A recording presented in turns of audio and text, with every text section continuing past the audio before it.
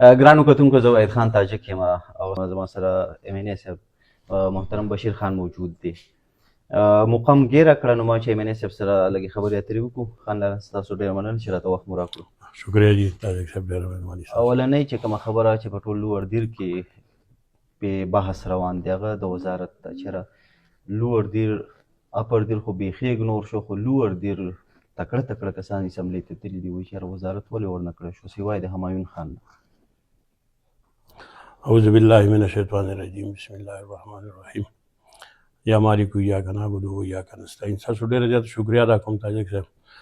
تاجک صاحب اصل کې سیاست صرف د دین نوم نه دی چې سړی دی لاړ شي اسمبلۍ کې هلته ګیري کیني یا د هغې نه علاوه وزارت د خامخا هغه ته میلاو شي.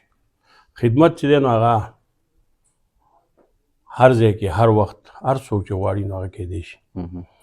وزارت داسې دی چې یو خاص ډپارټمنټ تا ته میلاو شو په هغه کې دی خپل چې ستا څومره صلاحیتونه دي هغه دې پکې استعمال کړو او هغه دې مخکې راوستل د هغې دپاره خلک وزارت اخلي. خدمت چې دی نو هغه که یو MNA وغواړي او کول غواړي نو هغه کولی شي. یو MPA که وغواړي نو خدمت کولی شي. دغه وزیرانو نه کار اخیستی شي چې کوم وزیران چې دي نو هغه هلته کې ناست وي د هغوی نه هم کار اخیستی شي. اصل کې بنیادي خبره دا ده چې سیاسي سوچ لري چې کوم یو سړی یو خاص سوچ یو نظریه څه فالو کوي د هغې دپاره کار وکړي. موږ تاسو وګورئ زه وزارت کې نه وم پاتې خو چې کله د خان صاحب هلته کې وزیر اعظم و نو موږ دا دوه ګریسیشنې چې راوړي دي چې په هغه وخت کې وزیر چې و نو دا د دې وجې نه ویم چې عمر ایوب صاحب په خپله هم یو ګریسیشن جوړاوه په هغه وخت خو زما د هغې نه وروسته جوړ شو. زما هغه دوه جوړ شو په یو ټینور کې په یوه حلقه کې او هغه منسټر و هم د دغې محکمې منسټر و چې هغه ورسره وه نواب ده او هغه خپل د هغه خپل یو جوړ کړو. زما د هغې نه وروسته انرجایز شو.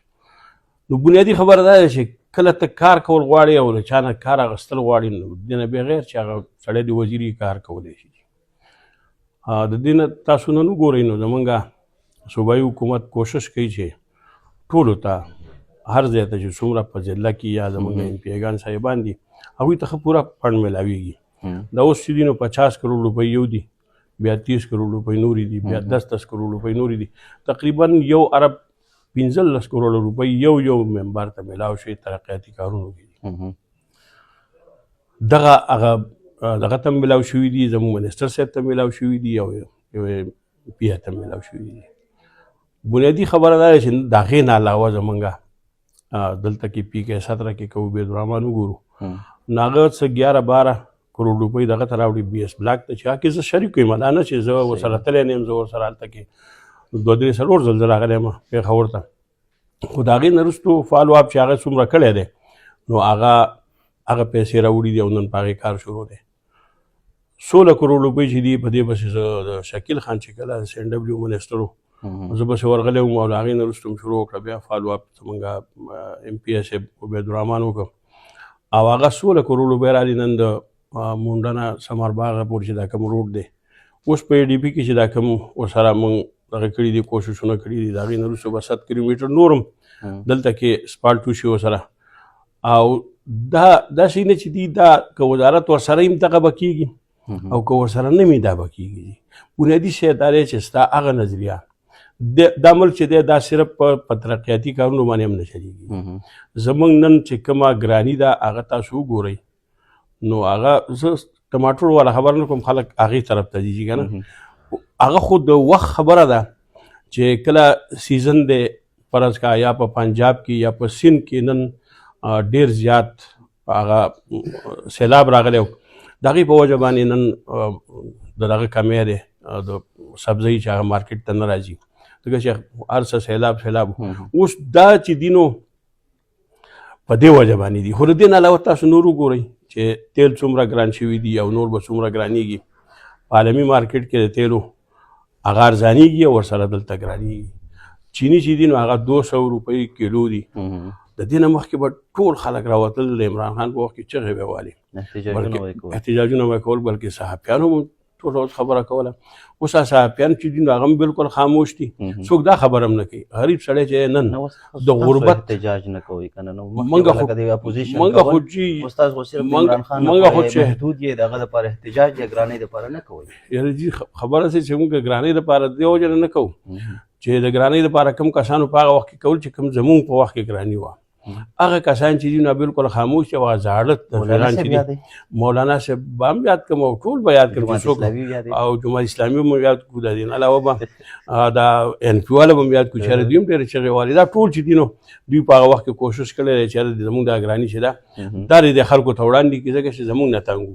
اوس قوم چې دی عوام چې دي نو هغه تقریبا 80% 90% چې دی نو هغه ځوانان دي او په هغې کې دغه ځوانان چې دي نو خان صاحب ورته کونتون کړی وه، خلک چې ورته کونتون وایي هغه راغټ شو جي. او هغه خلک چې دي ټول د خان صاحب ملګري شوي دي، د سند کې دي، که په پنجاب کې دي، که په بلوچستان کې دي، که په کې پي. خو داسې ده چې په دې کې خواړو څوک شته نه. ما سوا خبره د پي ټي آی نه د وکیلانو نه علاوه دي وکیلانو خبره په خپل ځای ده. ځکه چې نن زه راغلی یم او زه ټولو وکیلانو شکریه م ادا کوم. زما خبره ټول زیاتره مې کشران دي، یو کس دوه مشران دي هغه موجود نه دي. نور د دوی خبره زما یو ووټ دی چې دلته رالم او دا هم زه په ډېر دغه سره یم چې زه د وکیلانو د دغه سره یو حصه یم او د دوی خواله راځم، د دوی سره کښېنم او د دې بار ممبر هم یم. دا ټوله خبره چې ما تاسو ته وکړه د وزارت خبره چې دا هغه ډېره وروستو ده. موږ ټوله ورځ دا لګیا یو چې هله زمونږ وزارت وشو یا ونه شو. کوم سړی هغه سړی په کار چې هلته وزیري چې هغه سارله دغه خاص ډپارټمنټ چې دی چې په هغه کې څه کار کولی شي.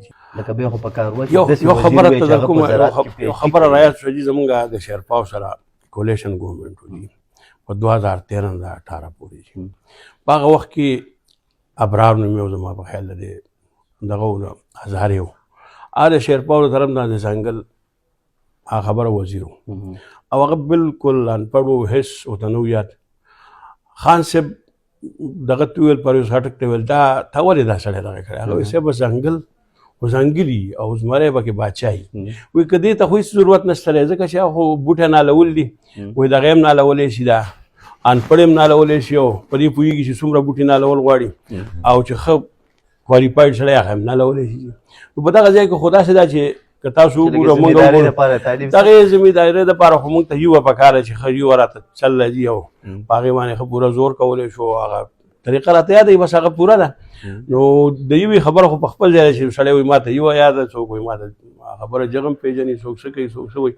بهرحال دا ټوله خبره ما تاسو ځکه وکړه چې نن سبا په دې ملک کې چې دا کوم حالات دي په دې حالاتو کې چې کوم منسټران هم دي که نن وګورو نو زه دا نه یم چې د پي ټي آی هر منسټر چې دی نو هغه بالکل صحیح دی درست دی. خو دا هغه قدمونه دي چې نن ته وګورې نو یو عام میډل کلاس والا کس چې د هغه سوچ هم دا نه و چې زه به وزیر اعلی جوړېږم هغه نه وزیر اعلی شو. اوس ځوانان چې دي د هغې نه وروسته نن وګورئ په دې کې څومره ځوانان راغلي دي په دې اوسني کیبینټ کې ډېر زیات دي. هغه کسان نه دي راغلي کم کسان چې تاسو ګوته ونیوه چې چا کم سپین ږیري دي یا کم کسان ناپوهه دي یا کم کسان په دې خبره نه پوهېږي. هغه کسان تیا خوښ وځي دا به ورو ورو ځي چاڼ به کېږي انشاءالله او مخې ته به خبره راځي انشاءالله. سیده په کوز دیر کې ډېرې محکمې داسې دي چې د هغې افسر راځي په کرسۍ باندې یو میاشت کښېني او بیا ځي او ټول کرټیسزم په پي ټي آی کېږي چې دا خو د 1 روپۍ والي هغه راولي یو میاشت تېره کې بیا ته بل د بل 9 روپۍ راولي هغه پې د پاسه بل راولي بیا هغه بل د بل 9 روپۍ والي د پاسه بل راولي. ایجوکیشن صورتحال ستاسو په وړاندې د هسپتالونو د ایم ایس کله یو وي کله بل وي دغه ستاسو په وړاندې دي. داسې نورې ډېرې محکمې دي. کرټیسزم په تاسو کېږي ولې یو محکمې ته یو افسر خپل ټینور 2 کاله نشي پوره کولی میاشت ورپس هغه بدلېږي ولې؟ اصل کې د ټرانسپورټ چې دا کوم پالیسي ده دې باندې ډېر زیات خبره شوې ده یو په کار چې دا ټرانسپورټ چې دی دا په میرټ بیسس باندې وي او په تاسو تنقید کېږي دې د وجې تنقید د دې وجې نه کېږي چې هغوی وایي چې دا زموږ نمایندګان دي په کاره چې هلته دا خبره وکړي. بنیادي خبره ده چې دلته کې څومره ایم ایس راغلي دي یا څومره 2 کاله تقریبا ټینور دی یا 3 کاله ټینور دی. ځینې کسان داسې دي چې هغوی 15 کال هم تېر کړل چا 10 کال هم تېر کړل او دلته کې پاتې دي. د پولیس یو خپل سوچ دی چې یار یو د SHO چې پولیس دی SHO د میاشتې نه سیوا په تاڼه کې اوس نشي کولی. هغې دا خبره کوي دا اوس خو چې تاسو کوم وکتل زمونږ DPO چې دي نو هغه چې کوم دا اوس راځي بدل شو. نو دا اصل کې زمونږ د اسټبلیشمنټ والا چې کوم کس خوښي دلته هغه کسان راولي او چې کله د هغوی په پیمانه برابر نه وي نو هغې واپس لیږي. دا درې کسان چې دا کوم زر رال د هغې په وجه باندې SHOګان هم دغه شان ټرانسفر کېږي چې هغه په میرټ بیسس دي. میرټ بیسس نه بلکې هغوی غواړي نن په دې زموږ په صوبه کې خو حالات داسې دي چې اسټبلیشمنټ والا په هر څه کې دومره کار لري چې ستا افسرانو د ټرانسفر هر څه چې دي که پوسټنګ دی چې څه شی دي زیاتره پکې هغوی لګیا دي. او که نن موږ وګورو زمونږ چیف سیکرټري چې دی نو دلته چې ناست دی نو زیاتره هغه به څه کوي مجبوره دی د هغوی نه. IG صاحب زموږ مجبوره دی د هغوی د وجې نه هم دا ټول چې تاسو موږ څه ګورو مونږ اوس هم لا غلامان یو بیا هم هغه ځای ته به لاړ شو تر څو پورې مونږ حقیقي ازادي نه اخیستي. دا خبره به جي زه دلته کې ځکه وکړم چې د دې لپاره به مخکې دا خبره باچا خان کوله جي دا به ولي خان کوله د هغې نه پسې څوک نه کوي هغې کسانه. حقیقي ازادي والا خبره به کېده هلته خبره ختمه شو. یو بریک لګېدلی پته نه لګي چې ولې لګېدلی دا اوس هغه چاته پته دی څوک وي. موږ چې کله خبره په هغه وخت کې وو د هغوی سره تاسو په صوبه کې لکه غټ سوال دا جوړېږي خان الله وزیر اعلی ستاسو دی چیف ایگزیکټیو وزیران ستاسو دي کابینټ ستاسو دی عوام تاسو سره ولاړ دي 5 کروڑ څخه کم زیات عوام دي ټول تاسو سره ولاړ دي او SHO هم لکه تاسو هغه هم د بل په وینا بدلېږي MS د بل په وینا بدلېږي جو که ارشان افسر د بل په وینا بدلېږي یعنې په دې کې د انټیلیجنس لاس دی چې په صوبه کې په یو تاڼه کې حقیقي ازادي نشي اخیستی نو لکه د ګوره داسې راځي تا ما ته کومه خبره وکړه چې بنیادي خبره دا ده چې نن په دې ملک کې دا کوم د اسټبلیشمنټ والا زور دی ټوپک زما قانون دی. دلته دا ټول وکیلان صاحبان ناسي تپوس دې وکړي وایي تاسو نن چې په صحیح معنو سره د زړه نه خبره کوي په دې ملک کې د آیین بالادستي شته. قانون په دې ملک کې بالکل هغه شان دی چې د غریب دپاره او د مالدار دپاره یو شان دی. دا خو درته مونږ یو شان نه دی زه تاسو هم وایي چې یو شان دی. د زورور ملک اوس کوم زورور چې راغلی دی هغه زورور چې دی ته راوځې ابل ور دي په مورید کې کیسه وکړه چې اوس هم هغه لاشونه چې دي د هغې پته نه لګي. او پرون چې دی نو ټول یې کېنولي او تاسو به کتلي د ملتان چې څومره تحریک لبیک والا دي ټولو ناستو ټول په شریک وایي چې زموږ سره هېڅ قسم واسطه نشته تحریک لبیک سره. تاسو وکتل که دې نه دي کتلي نو دا ته وګوره.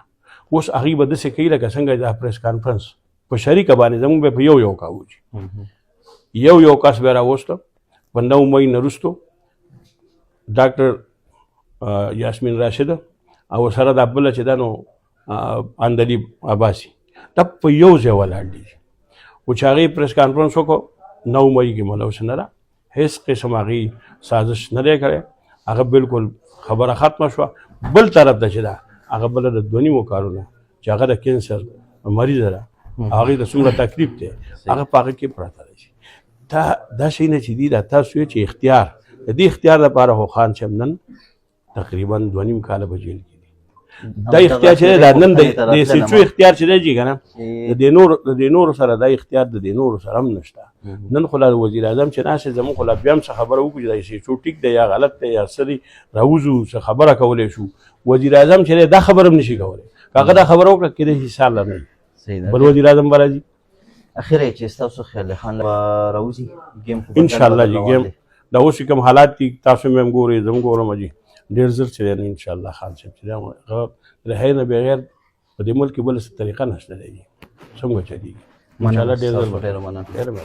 ګرانو کتونکو MNA محمد بشیر خان چې خبرې اترې راسره وکړلې او وایي چې حقیقي ازادي چې کومه ده نو هغه پکار ده خو لا خیبر پښتونخوا دا اکسپټ کړی چې په خیبر پښتونخوا کې اوس هم حقیقي ازادي چې کومه ده نو هغه په نظر نه راځي. اوس هم چې دی نو دلته لاسونه والې کېږي په ادارو کې هم په سیاسي دغو کې هم او د وزارت په حوالې سره دا وایي چې بس کار په کار دی وزارت نه دی په کار والله وکړي چې زموږ MP ګان صاحبان عوامو له کار وکړي.